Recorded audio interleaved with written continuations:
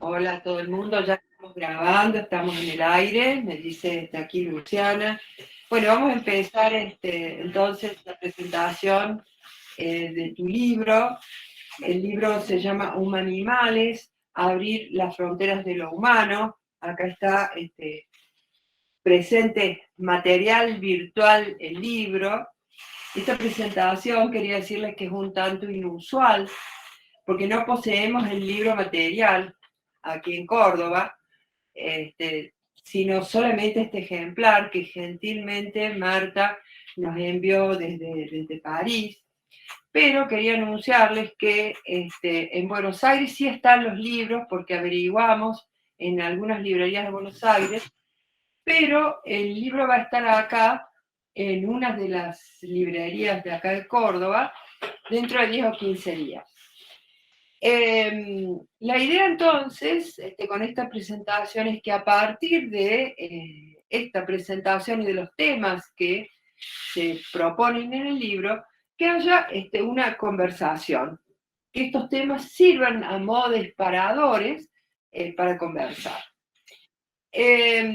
Además, ustedes saben que este libro es una actividad del precongreso de Género y Sociedad que va a comenzar aquí en Córdoba el miércoles de la próxima semana. El título del congreso tiene mucho que ver con los temas y con la propuesta de este libro, ¿no? Ustedes saben que el título del congreso es Desplazar los centros, cuerpos, territorios y saberes en nuestra América. Esta idea de desplazamiento, esta operación de desplazamiento es algo que es uno de los ejes de este libro. Bueno, este congreso está organizado por el área de feminismo, género y sexualidades de la Facultad de Filosofía, del Centro de Investigaciones María Saleme Michón. Está organizado también por el Programa Interdisciplinario de Género y Doctorado en Estudios de Género del Centro de Estudios Avanzados de la Facultad de Ciencias Sociales y por el Programa de Extensión Feminismos, Sexualidades y Derechos de la Facultad de Ciencias Sociales de esta Universidad Nacional de Córdoba.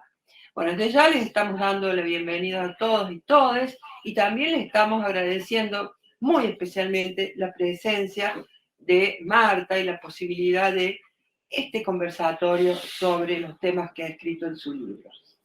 Bueno, seguidamente les voy a mencionar algunos antecedentes de Marta. En la actualidad, Marta es directora de investigación del Laboratorio de Estudios de Género y Sexualidad del Centro Nacional de Investigación Científica de París 8, entiendo. También es profesora en el Instituto de Investigación de la Universidad de Barcelona, el Instituto sobre Teoría, Género y Sexualidad, y es catedrática de Literatura Francesa y de Estudios de Género en la Universidad de Barcelona. Es cofundadora, y esto es muy importante, del Centro Mujer y Literatura y también de la Cátedra UNESCO, Mujeres, Desarrollo y Cultura, etcétera, etcétera. Bueno, Marta ha sido profesora invitada en la Universidad París 8 de Vincennes, en el Colegio Internacional de Filosofía de París, en la Cornell University y en la Universidad de California en Berkeley, entre otros centros. Y su investigación se sitúa principalmente en los ámbitos de los estudios de género y sexualidad, de la biopolítica y el poshumanismo y de los estudios culturales. Bueno, posee una producción abundante, apabullante, diría. Del conjunto voy a mencionar los siguientes textos. Nuevas masculinidades, del 2000, Políticas del Deseo, Berkon y Len Sisu, Teoría de los cuerpos agujereados, El mundo que necesitamos, y finalmente el libro sobre el cual vamos a detenernos hoy, Humanimales, abrir las fronteras de lo humano. Este libro se publicó en marzo de este año.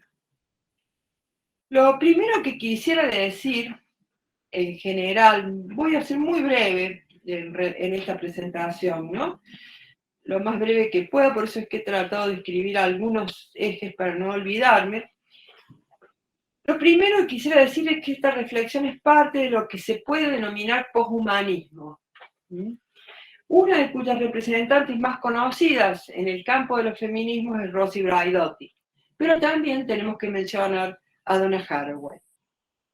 El libro posee una cualidad que se puede comparar, yo lo comparo a las buenas novelas, según algunos críticos, ¿no? Porque en las primeras páginas ya están planteados los principales personajes, los principales ejes y los principales temas que luego se expanden en las páginas siguientes.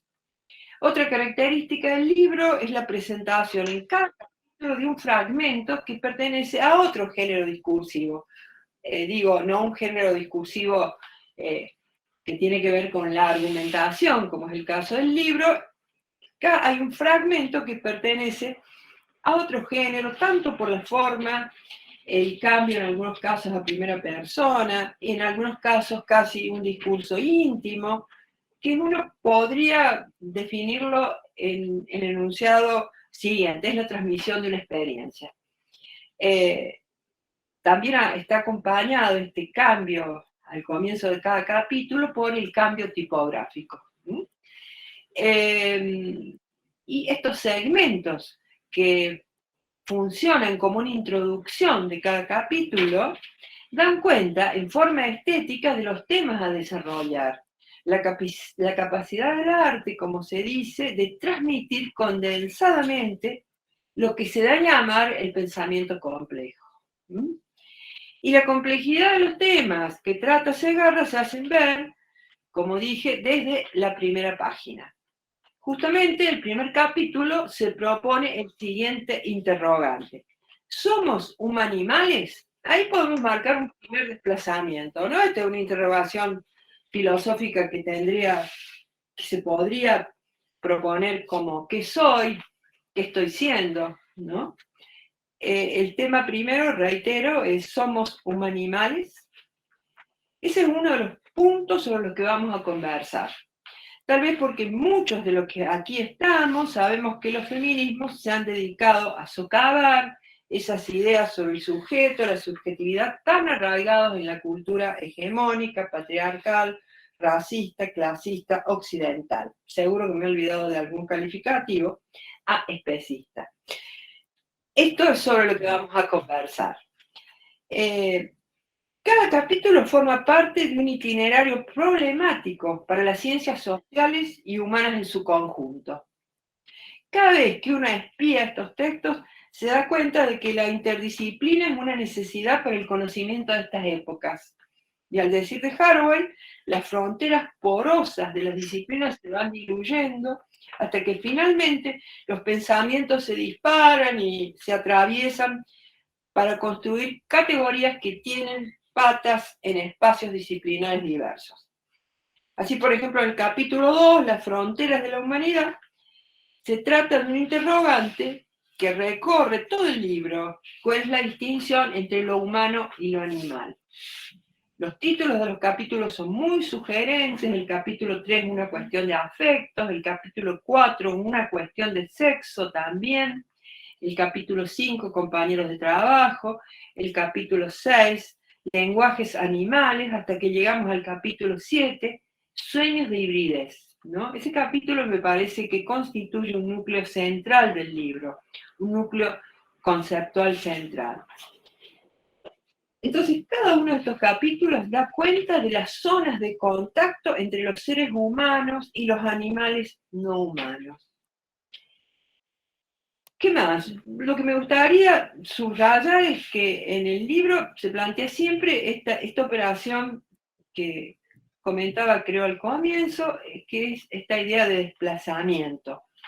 Desplazamiento de una concepción antropocéntrica hacia posturas que descentren esta idea de la especie como excepción, como algo excepcional, con una ubicación preferencial en el cuadro de la vida. Bueno, para cerrar, me parece que pensando en el título del Congreso, es una operación que está realizada en el libro que me parece muy interesante de conversar. Bueno, eso es todo, Marta. Eso es todo lo que puedo decir.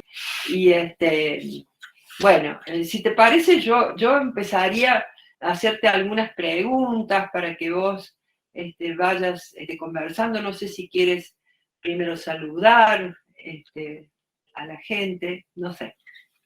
Sí, pues sí, ya que me lo propones, me gustaría saludar a todas, todos y todas las personas que están aquí y muchas gracias por estar aquí y sobre todo me gustaría agradecerte, Adriana, esta iniciativa generosa y sobre todo esta presentación todavía más generosa que me has hecho y esta lectura del libro que seguro que también bueno, que nos dará lugar a una conversación que para mí por lo menos resultará muy interesante. Y bueno, ya de modo más institucional, pero así personal también, quisiera agradecer al Centro de Estudios Avanzados principalmente, pero a la Universidad Nacional de Córdoba en general también, esta invitación a distancia para hacer esta charla. Muchísimas gracias, pero sobre todo a ti, Adriana, por todas las, bueno, todo lo que hemos hecho juntas desde hace tantos años. Gracias.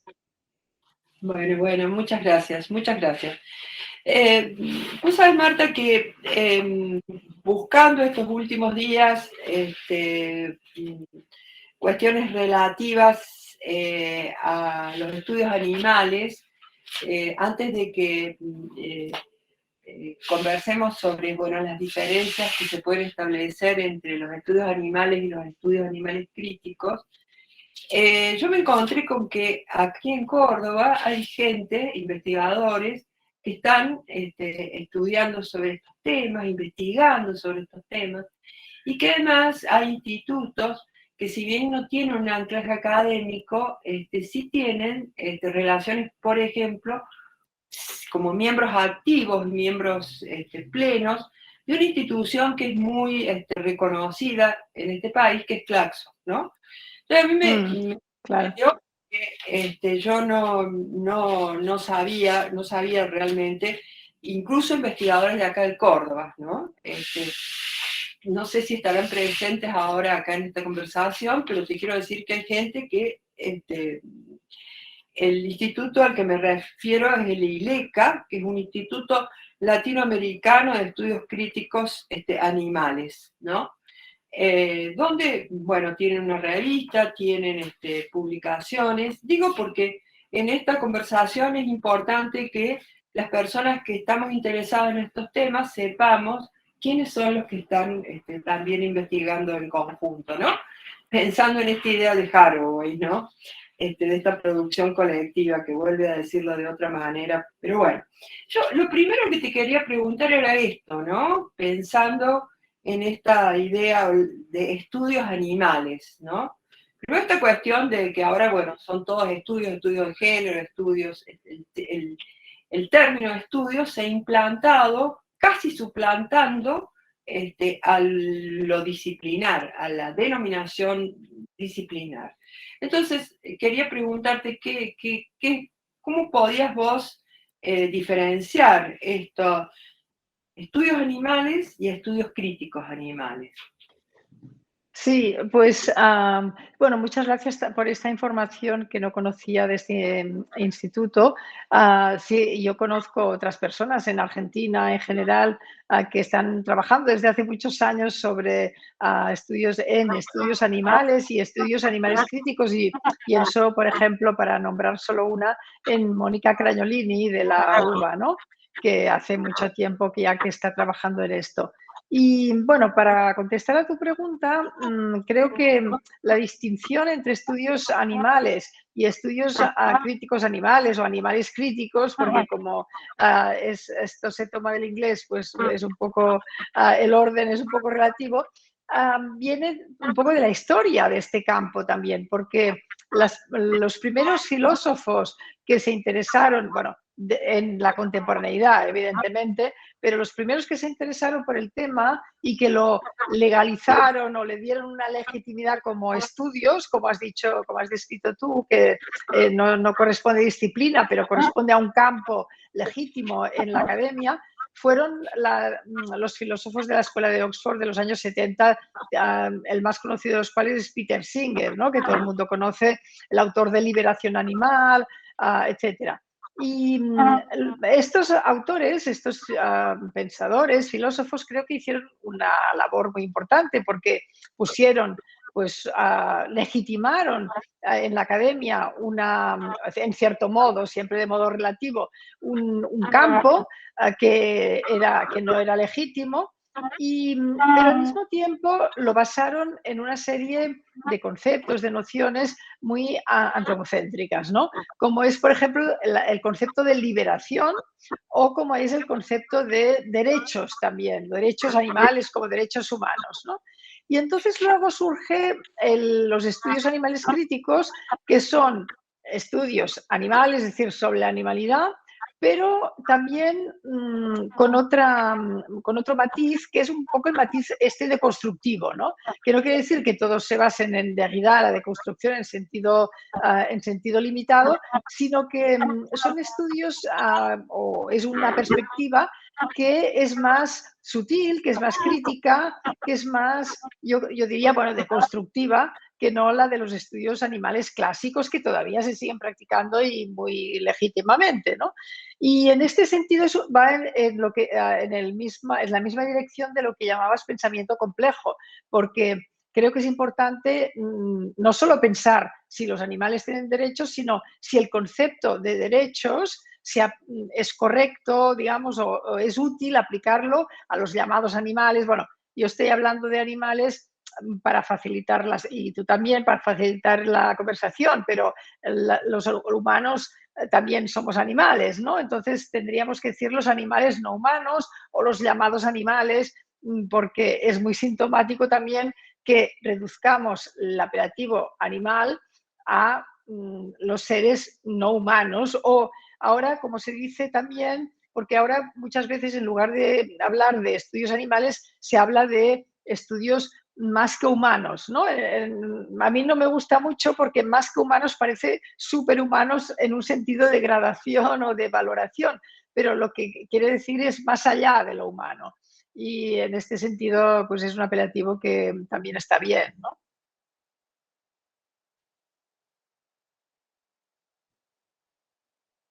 No te oigo ahora.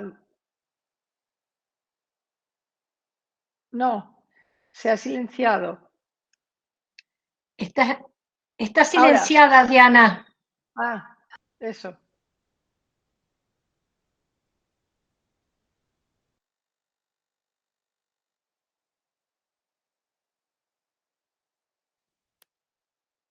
¿Ahí? Sí, ¿Hola? ahora ¿Me sí. escuchas? Sí. Bien, gracias.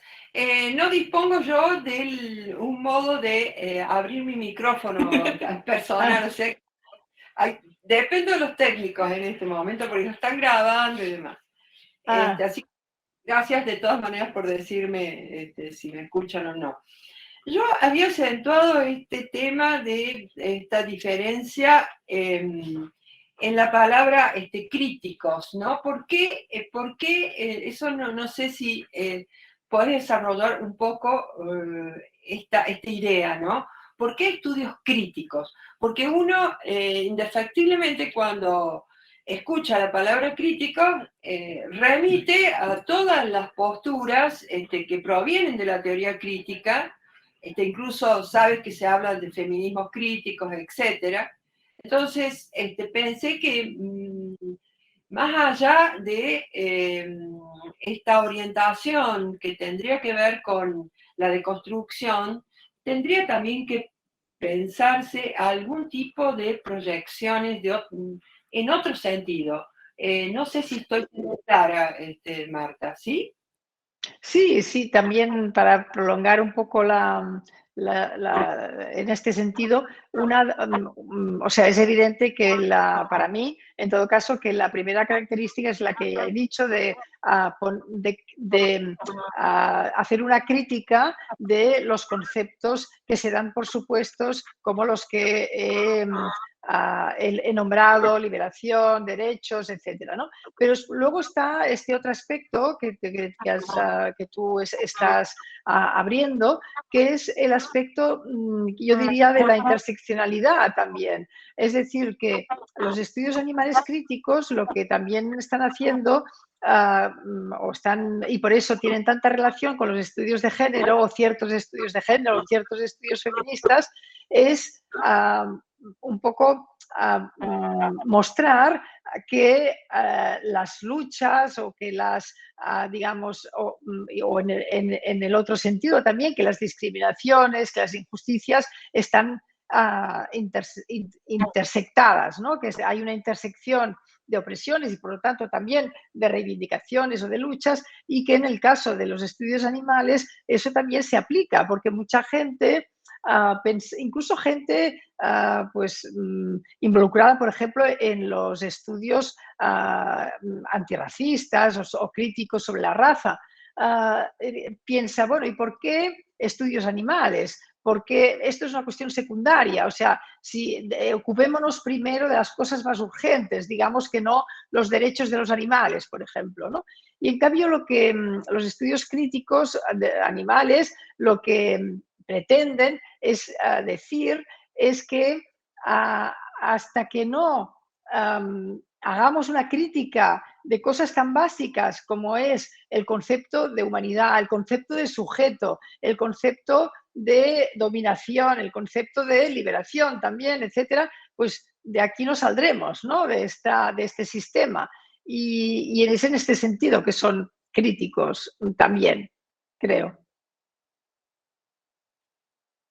Realmente esta cuestión del antropomorfismo, ¿no? Esta idea de que el hombre, con esta denominación crítica, y cuando hablo de hombre incluyo esta denominación crítica que hace esta figura, ¿no? De hombre por humanidad, etcétera, hombre como el centro de todo el universo y esta situación de excepcionalidad del hombre. A mí me parece que hay un desplazamiento. ¿Cómo explicas ese desplazamiento, no? Antropomórfico y androcéntrico, y ahí me parece que está la unión o la articulación con los feminismos, ¿no?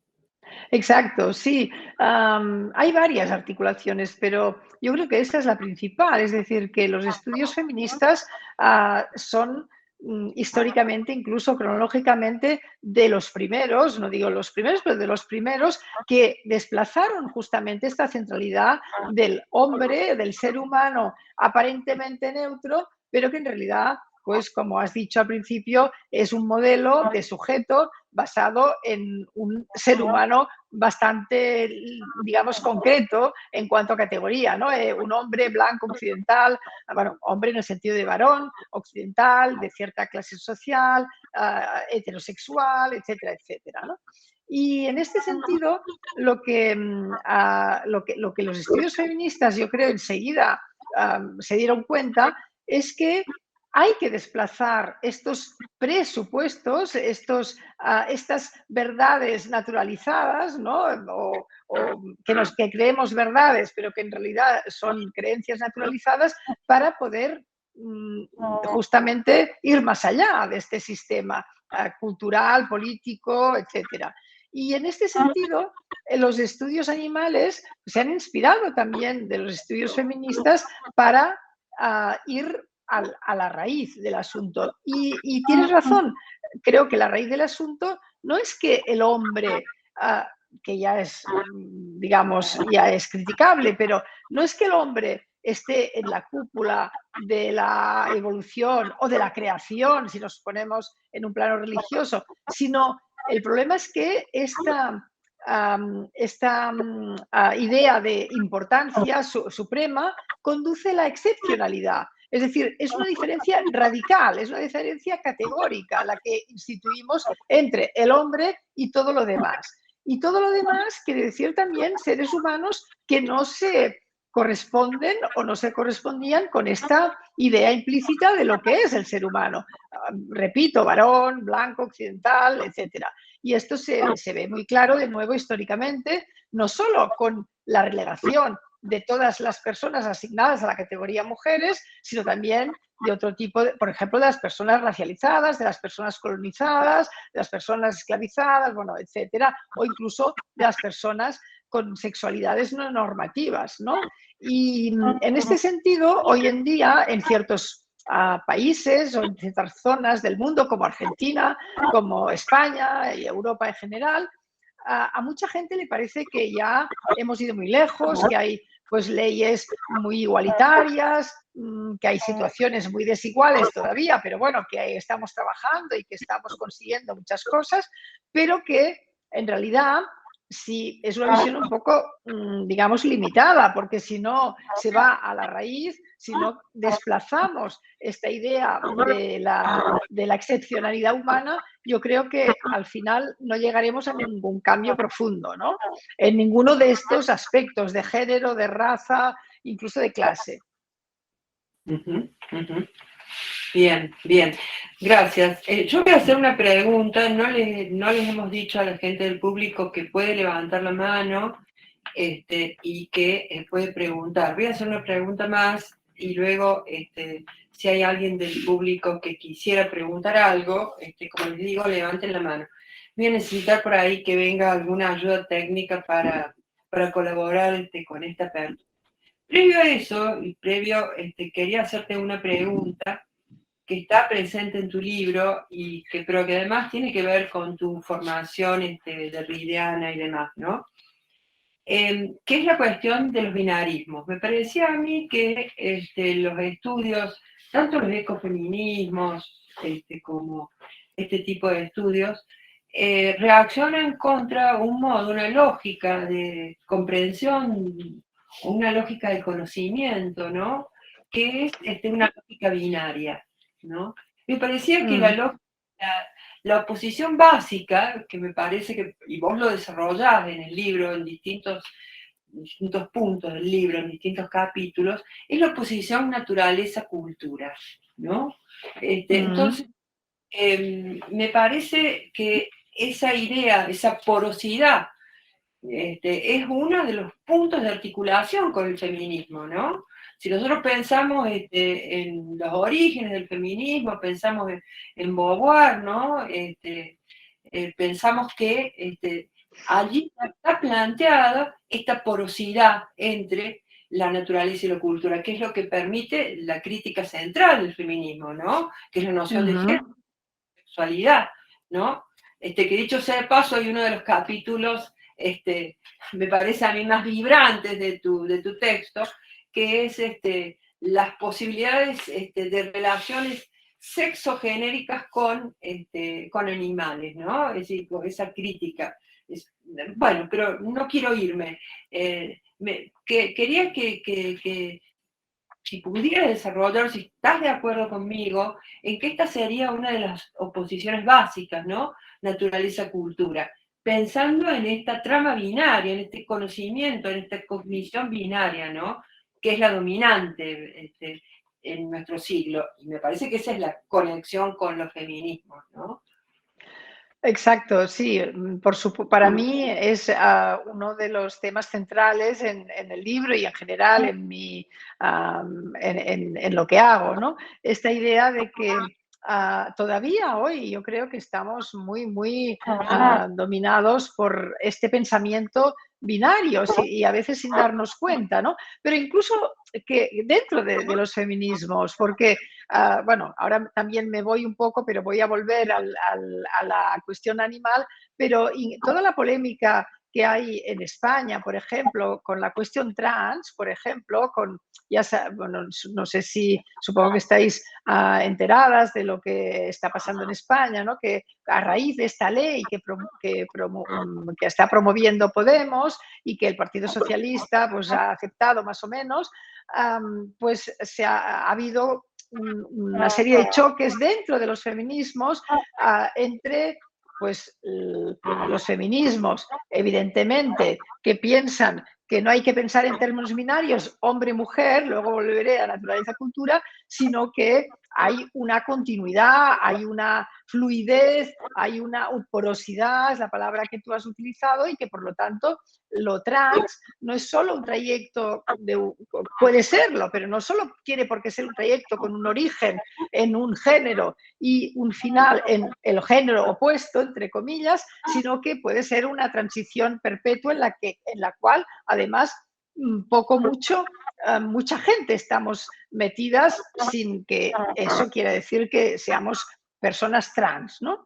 Y en este sentido, volviendo a lo que tú, al libro, bueno, más directamente al libro y a la cuestión animal, realmente creo que la distinción naturaleza-cultura ha sido muy perniciosa, porque es evidente que es una distinción completamente cultural. De hecho, el antropólogo Philippe Descola, que es uno de los practicantes de estos estudios también críticos, animales y ecológicos o de ecología en general, lo que dice es esta frase tan conocida, que la naturaleza la ha inventado el hombre otra vez, ¿no?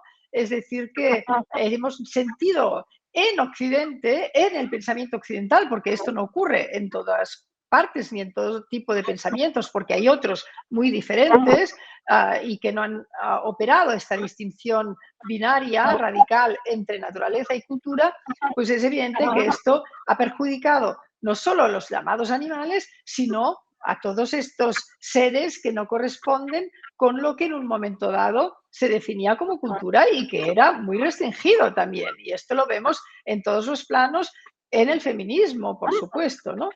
Lo que pasa es que yo diría que en el feminismo, o los feminismos, porque hoy en día pues ya son muy plurales, es verdad que Simone de Beauvoir ya apunta esta consecuencia tan perniciosa de la distinción, o sea, o mejor dicho, de la reducción de ciertos seres o ciertas categorías de seres, como las mujeres en general, al apartado naturaleza, y la reserva del apartado cultura, que es el prestigioso, a los hombres, ¿no? Y ella, todo su segundo sexo, todo su libro, está dedicado a esto, a desmentir que las mujeres sean pura naturaleza y que no puedan estar tanto en una parte como en la otra. Lo que pasa es que su manera de hacerlo, su razonamiento, a veces, a mi modo de ver, cae en cierto binarismo otra vez, ¿no? Porque parece que ella valore más la cultura que la naturaleza y en cierto modo está avalando entonces este binarismo. Aunque es verdad que hay muchas lecturas de Simone de Beauvoir, no voy a entrar en esto porque ahora no es el momento, y que ella también apunta en Simone de Beauvoir, aunque no lo parezca, hay un germen también de lo que ahora sería la teoría queer o el punto de vista queer, ¿no? Y también otra teórica un poco más contemporánea, de otra generación, que ya es mayor, pero que todavía está viva, que es Hélène Cixous, que sabes que yo también he trabajado mucho sobre ella y con ella, y que es también está dentro de esta movida de construccionista o de constructivista. Hélène Cixous, que normalmente se la asimila, bueno, normalmente, ahora ya no tanto, pero a causa de sus obras de los años 70, como La risa de la medusa, se la asimila muchas veces a lo que se llama el pensamiento de la diferencia sexual, y se asimila este tipo de pensamiento al binarismo, precisamente. Es decir, por un lado, las mujeres con un sistema simbólico incluso propio, y por otro lado, los hombres con todo lo que describió Lacan, la ley, bueno, lo simbólico, etcétera, etcétera, ¿no? Y es falso, o sea, incluso si se lee bien el Hélène Cixous, se ve que lo que ella defiende es la porosidad, justamente, es decir, ella desde un punto de vista más psicoanalítico, porque en el inconsciente, como sabes bien, Adriana, no hay binarismos y hay porosidad. Por lo tanto, ella, desde este punto de vista de la teoría psicoanalítica, no de la práctica, sino de la teoría, porque la práctica sí que muchas veces, o la mayoría de veces, ha sido binaria, y por eso de ahí la crítica de Paul Preciado al psicoanálisis, por ejemplo, ¿no? Pero yo creo que en la teoría psicoanalítica, y no solo lacaniana, hay ya esta consideración de que en el inconsciente no hay binarismos, y que por lo tanto los binarismos no nos definen como seres humanos, ni tampoco definen el mundo. Han definido un mundo que es el que ha sido hegemónico y quizá todavía lo sea en el pensamiento occidental y en la zona que llamamos Occidente y que en realidad no corresponde a ninguna zona geográfica del mundo, ¿no? Pero que ha sido la que ha creado y alimentado este sistema binario que tanto daño yo creo que ha hecho y está haciendo todavía. Es decir, yo soy una, digamos, creyente, si lo puedo decir así, que un poco como chiste, como broma, en la porosidad, en la fluidez y también en las diferencias, porque volviendo a lo que decía de la diferencia, esto lo dice Derrida también, afirmar la fluidez de los límites y afirmar que las fronteras no son estancas y que puede haber hibridez en todos los sentidos, no quiere decir negar las diferencias. Somos diferentes como individuos, incluso como especies. No, los humanos, en tanto que especie, es distinta de otras especies animales. Y entre ellas son distintas las especies animales. No es lo mismo un ratón que una serpiente, es evidente, ¿no? Funcionan de modo muy distinto. Lo que pasa es que aquí lo que ha hecho daño es que hemos elevado la especie humana a otra categoría fuera incluso de la naturaleza y de lo animal. Y eso es lo que ha hecho y sigue haciendo mucho daño, creo. Y aquí quería, como has mencionado también este libro colectivo de hace muchos años ya, pero que todavía sigue teniendo curso, porque veo que mucha gente lo sigue citando, de nuevas masculinidades que coordiné con Ángeles Caraví, la cofundadora del Centro Mujeres y Literatura, pues a mí lo que me interesa mucho y en el libro lo desarrollo es también esta idea de Derrida del carno-falogocentrismo, ¿no? Es decir, la idea que el carnivorismo está, y la alimentación en general, la consideración cultural de la alimentación que tenemos en Occidente está muy ligada también a esta masculinidad hegemónica o esta virilidad obligatoria que tanto daño ha hecho también a las personas asignadas al género hombre, ¿no? En muchos casos. Bien, bien. No, simplemente quería señalar, perdón, quería señalar, y vos lo has marcado ahora en tu discurso, pero en el libro también, esta focalización y este foco en la cultura occidental, ¿no? Porque bueno, vos sabrás, y la gente que está escuchando también, que para mí hay un gran desarrollo de los feminismos relacionados con los pueblos originarios y Exacto. la cultura de los pueblos originarios de América Latina tienen, ¿no?, una visión no binaria, ¿no? Y con la naturaleza, donde este binarismo naturaleza-cultura no está presente, ¿no? Y eso es muy interesante para subrayarlo dentro de los intereses, Exacto. nuestros intereses, digamos. Bueno, yo permitiría, porque la idea era que fuera un conversatorio, la idea era que levantaran las manos y que entonces viéramos si hay alguna pregunta y que te las hicieran a vos de parte del público. Yo voy a necesitar de nuevo acá una ayuda técnica porque no sé, no puedo ver quiénes son los que están levantando la mano. Así que, Luciana, si puedes hacerlo vos, a eso Sí. Gracias. Genial. Pregunta si alguien quiere participar. ¿Alguien quiere participar? Levante por favor la mano. Hay una función ahí en el Meet que permite. Yo voy a leer, hay un comentario de Juliana Enrico.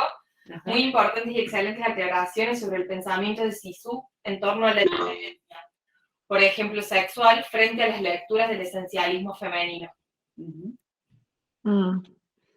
Sí, creo que sí, que se ha leído muy mal a Sixu, esto es verdad. Sí, y agradezco, mientras la gente levanta la mano, veo que Elena González ha levantado la mano, pero quería decir que tienes toda la razón, Adriana, yo lo he ido insinuando, pero no lo he dicho así, declaro que en el libro insisto mucho que la crítica que yo hago a este binarismo, a esta excepcionalidad, etcétera, es inherente a lo que llamamos el pensamiento occidental, porque realmente hay muchos otros pensamientos, algunos de los pueblos originarios, como dices, y justamente es algo en lo que estoy trabajando así como últimamente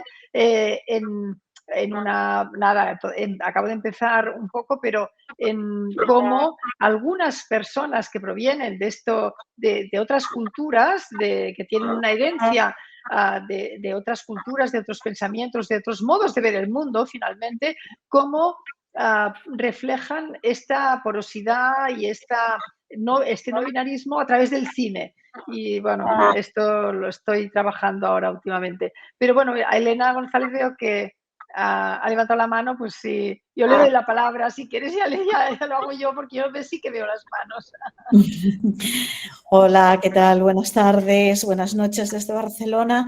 Muy contenta de volver a escuchar a Marta, porque aunque está en París, no nos vemos tanto, está más cerca, de volver a ver a Adriana, Facundo, etc.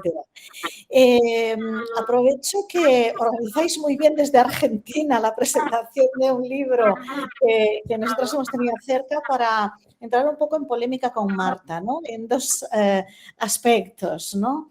Una es que, Marta, además de Humanimales, has escrito un artículo que a mí me ha parecido fantástico en la revista Pasavento, en la que hablas de la cuestión trans, la animalidad y la teoría cimarrona, ¿no? Entonces me gustaría que si puedes contarnos algo más sobre esta cuestión de la teoría cimarrona.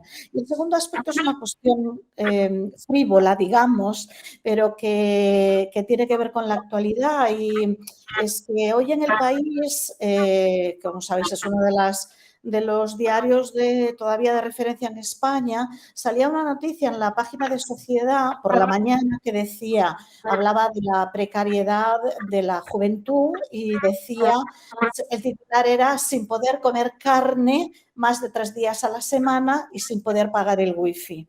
Al mediodía, esta misma que pensé, este titular es para Marta, ¿no? Y para que pensemos un poco en qué medida la carne actúa como medidor. Pero fue más interesante para mí este titular cuando al mediodía se transformó en sin poder comer carne y pescado más de 3 días a la semana y sin poder pagar el wifi. Es una provocación para hablar. Gracias, Elena. Bueno, empiezo por lo de la teoría cimarrona, que esto sí lo expliqué un poquito, bueno, no muy desarrollado en este artículo que menciona Elena González de la revista Pasavento, en un dossier que codirigió Elena precisamente, y es un artículo donde hablo justamente de este ensayo de Paul Preciado contra yo soy un monstruo que os habla, ¿no? El ensayo contra el psicoanálisis, o bueno, un ensayo muy crítico contra el psicoanálisis, y al final introduzco este término que no es mío, que es de una colega ya doctoranda hasta hace poco, que se llama Rocío Munguía Aguilar, que es de origen mexicano, pero que trabaja en Francia, y que trabajó sobre narrativas que hablan de mujeres esclavas, ¿no? O esclavizadas, mejor que esclavas, y tanto en español como en francés. Y ya sabemos qué significa cimarrón, que es una persona esclavizada que huye al monte para huir del esclavismo, de la esclavitud. Y entonces lo que me interesa también es cómo esta palabra, bueno, muy brevemente, porque veo que hay otras manos levantadas, tampoco no quiero monopolizar la palabra, pero cómo esta palabra, por su origen etimológico, se refiere a los animales, o sea, que se echan al monte, ¿no? A esta idea de animal salvaje también, que es otra de las cuestiones que, por ejemplo, un teórico como Jack Halberstam también ha deconstruido, ¿no? Esta distinción entre salvaje y doméstico, que aplicamos a los animales, a los llamados animales. Bueno, no voy a entrar más en lo de la teoría cimarrona para poder comentar lo del titular del País, que me parece muy sintomático, Elena, no es solo una anécdota, porque esto responde también a otras polémicas que ha habido. Por ejemplo, cuando en plena pandemia el alcalde de Lyon, que es ecologista aquí en Francia, dijo que en los comedores escolares habría una alternativa vegetariana para los alumnos y las alumnas que quisieran tomarla, ¿no? Se le echaron encima mucho. Y en España también hemos tenido este tipo de polémicas con un ministro o varios ministros, porque decían, claro, en los comedores escolares es donde los niños y las niñas pobres o de clase baja pueden comer carne, porque en su casa no pueden. Y entonces prohibirles esto es terrible. Bueno, ya empezando porque no se les prohibía nada, sino que era una alternativa. Pero luego salieron varios nutricionistas, médicos que dijeron, perdonen, pero el problema es que muchas veces cuando no tienes dinero para alimentarte bien, lo que haces es no comer fruta y verdura, que es lo caro ahora en España, por lo menos en Europa, en Francia también. Es decir, que es en los comedores escolares donde estas personas, estos niños, niñas, pueden comer fruta y verdura, porque en su casa ya les dan carne, la calidad es otra cosa, pero ya toman carne procesada, hamburguesas, etcétera, embutidos, etcétera, ¿no? Y bueno, es una anécdota, pero que está relacionada con estas falsas ideas, falsamente a veces progresistas o incluso caritativas, peor, que en realidad pues no corresponden a la realidad, ¿no? Y veo que hace un rato que María Ángeles Taroni ha levantado la mano, o sea que adelante. No te oigo, no te oigo. Me parece que tienes el muteado. Ahora sí. Ahora sí, ahora. Ok. Bueno, muchas gracias, te decía Marta, y el espacio por este conversatorio. Felicidades por la nueva publicación. Intentaré ser lineal y clara con la pregunta o la reflexión y ver si tomaste algo en el libro, porque bueno, no lo hemos leído todavía acá en Argentina. Pero se me viene toda esta cuestión del binarismo como polaridad, ¿no? Como polaridad, hablaste de naturaleza y cultura, ¿no? Y pienso cuánto hay de un discurso opresor en esta búsqueda de separación del ser humano, alejándolo incluso y alejándonos incluso del medio ambiente. En una cultura colonialista, ¿no? Digo, porque cuando empieza el ser humano a tener una distancia binaria y polar con el animal y con el medio ambiente para finalmente, desde un discurso opresor, ¿no?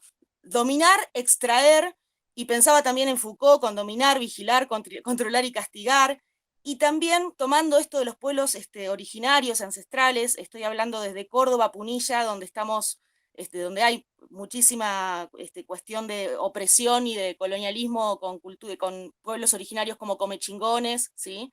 Y hoy estamos viviendo incendios que tienen que ver con progreso de la civilización, ¿no? Y el extractivismo de la tierra. Entonces pienso cuánto hay en definiciones como animal, como concepto denigratorio, ¿no? Es un animal, este tipo es un animal, ¿no? Primero como un concepto negativo, el animal, ¿no? Alejándonos nosotros como especie humana de una distinción y una distancia del ser animales también, ¿no? O sea, entonces en este juego de humanimales me encantó el título y esa conjunción, pero pienso también en cuánto has tomado o se puede pensar en el devenir animal de Deleuze. Pregunta como para ver si lo has pensado o lo has trabajado en el texto. Y muchas gracias. Muchas gracias, María Ángeles. Sí, una pregunta muy rica. Voy a ser forzosamente rápida, pero te agradezco muchísimo todas estas puertas que has abierto y intentaré ir pasando por todas, aunque sea rápidamente. En realidad estoy muy de acuerdo con todo lo que has dicho y lo voy simplemente a apuntar en relación con lo que con el libro. Realmente estoy totalmente convencida del y lo digo en el libro, del lazo entre colonialismo y separación naturaleza-cultura y extractivismo y también opresión de seres humanos y seres animales, pero los seres humanos pues racializados, mujeres, personas no binarias, etcétera, ¿no? Y en este sentido, en el libro, por ejemplo, que es una cuestión que ahora ya es bastante conocida, pero que hasta hace poco no se hablaba, hablo también de la historia del zoo, de la historia o de la arqueología, incluso de los zoos, en el sentido Foucaultiano también, ¿no? Porque no es casualidad que me interesa muchísimo Foucault y en muchas cosas creo que tiene mucha razón, ¿no? Pero no es casualidad que en la misma época, grosso modo, lo que él llama la modernidad europea, pues haya tantas instituciones que se crean, ¿no? Más o menos en la misma época. Las prisiones, etcétera, los asilos, el hospital, etcétera, esto ya lo sabemos por Foucault, pero otras instituciones también, como la del zoo, en la que Foucault casi la mencionó en alguna ocasión, pero no se metió otros después y otras después que él se han metido en ella, ¿no? El zoo y los zoos humanos también, porque en las exposiciones universales que hubo en Europa y también en América, en las Américas, había zoos humanos, o sea, personas humanas, seres humanos, normalmente racializados y procedentes de fuera de la zona geográfica, de fuera de las Américas o fuera de Europa, que habían sido o engañados o simplemente capturados para llevarlos a estas exposiciones para ser exhibidos a la mirada del público normal, ¿no? Del público normativo. Y en este sentido, evidentemente, tiene mucha relación también esta connotación denigratoria que se ve clarísimo en prácticamente todas las lenguas, por lo menos occidentales, eres un animal o es una bestia, o ya no digamos cuando los animales se conjugan en femenino, ¿no? Que esto también en castellano, en español de España, pues hay muchos ejemplos, no es lo mismo un zorro que una zorra, bueno, etcétera, etcétera, ¿no? Y en este sentido, creo que, bueno, esto de Derrida lo estudia bastante bien en su seminario La bestia y el soberano, que también se ha polarizado el animal no humano, porque por un lado hay los animales denigrados y por el otro lado están los animales símbolos del poder, por ejemplo, el rey de la selva, el león, o sea, los animales casi divinizados, ¿no? Pero no en un sentido religioso, sino en un sentido cultural. O sea, así no es lo mismo decir eres un león o eres como un león, como el rey de la selva, que decir eres como un ratón, ¿no? Todo lo contrario. Y en este sentido es muy complejo todo, porque hay esta cuestión de lo denigratorio, pero también hay la otra cuestión de lo sublime, de sublimar a ciertas especies, un poco como lo que pasó con las mujeres, ¿no? Es decir, claro que las mujeres eran denigradas, la sexualidad femenina, etcétera, pero también había las mujeres sublimadas, ¿no? Las mujeres ahí en un altar, y no solo religioso. Y en este sentido también, bueno, volviendo un poco atrás, cuando he dicho lo de Foucault y las instituciones, una de las instituciones que se crea, grosso modo también en esta época de la modernidad un poco más tardía, es la institución del matadero. Y esto tampoco lo estudió Foucault, pero le dedico bastante espacio en mi libro también, porque me parece interesantísimo, y hay antropólogos, antropólogas más bien, porque también es curioso que la mayoría de personas que se dedican a los estudios animales críticos y la mayoría de animalistas en general que luchan por el reconocimiento de los derechos o de lo que queramos llamar o del no maltrato de los llamados animales, hay una gran mayoría que son personas asignadas a la categoría mujeres o personas no binarias o personas de sexualidades no normativas, ¿no? Y eso creo que es revelador, también estadísticamente, ni que sea. Gracias a ti. Hay una pregunta, Marta, que está ahí en el chat, no sé si la puedes ver, pero Fernando pregunta por las Sí, similitudes y diferencias entre los sí. conceptos de raza y especie y Y su es aplicación a lo humano-animal. perfecto.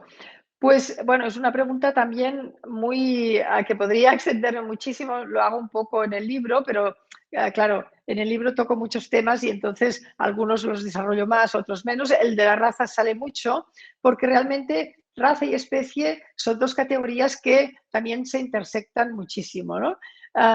En primer lugar, porque como sabemos, cuando se crearon las razas, porque no es una realidad biológica la raza, ¿no? Ya sabemos que es una realidad cultural y sigue existiendo porque sigue existiendo el racismo y mucho, ¿no? Y en todas partes, pero cuando se creó el concepto raza, por lo tanto, y se aplicó a las personas, a los seres humanos, se relegó muchas de estas razas entre comillas, siempre a la animalidad. Y esto también lo digo en mi libro, no solo en relación con los zoos humanos, sino también con la caza. Es terrible pensar que en el siglo XIX, en África, por ejemplo, en el África colonial, había caza de seres humanos, de algunas etnias, por ejemplo, la etnia Khoikhoi, que llamaban pigmeos, ¿no?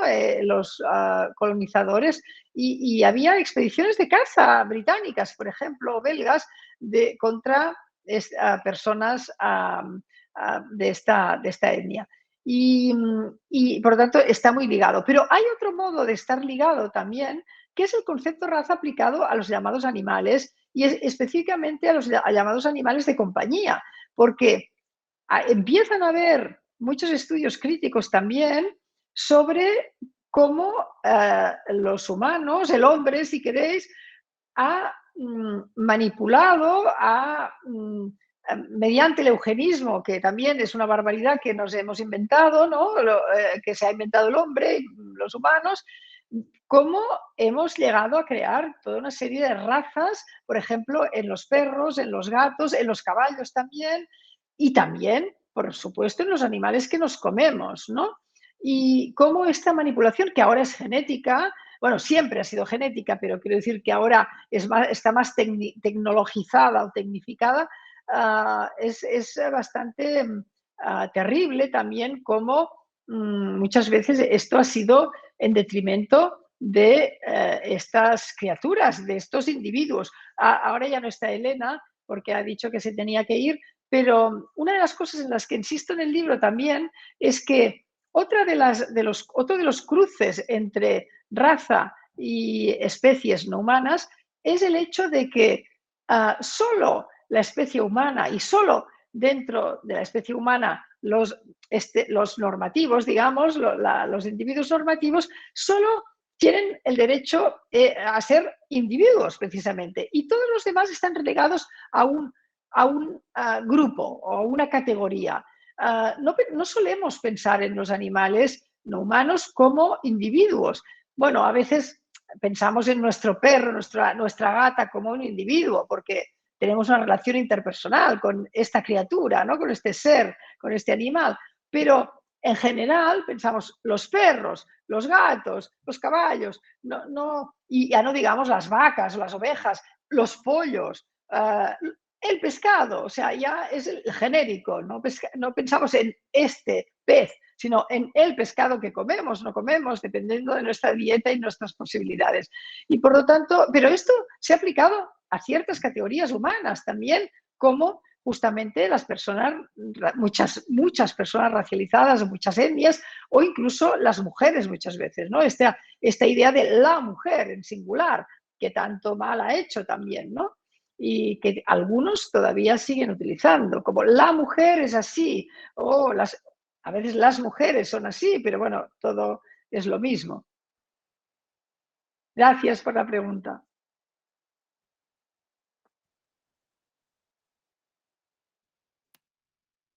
¿Marité?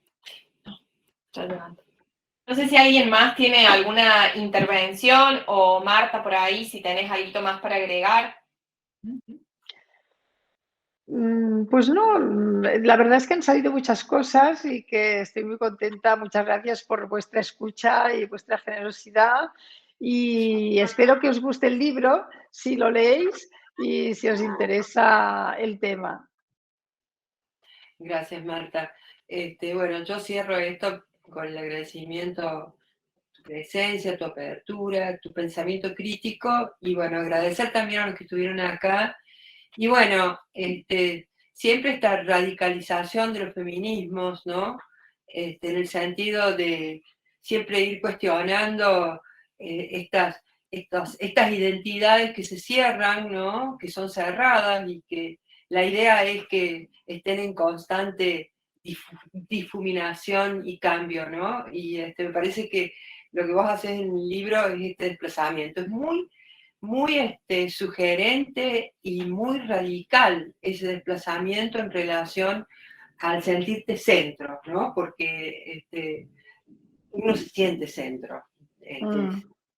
La precaución y la autocrítica en ese sentido creo que tiene que ser permanente. Pero bueno, yo reivindico esta cuestión de los feminismos, ¿no? Claro que sí. Y bueno, por eso uno se dice feminista, digamos, ¿no? Totalmente de acuerdo. Y te agradezco muchísimo esta presentación, Marta. Y bueno, ya nos vamos a ver y esperemos que nos podamos ver aquí en Córdoba, en la Universidad Nacional. Y un gran abrazo. Espero que sí. Igualmente, Adriana, muchísimas gracias a todas, todos, todes. Muchísimas gracias. Adiós, hasta pronto, espero. Adiós.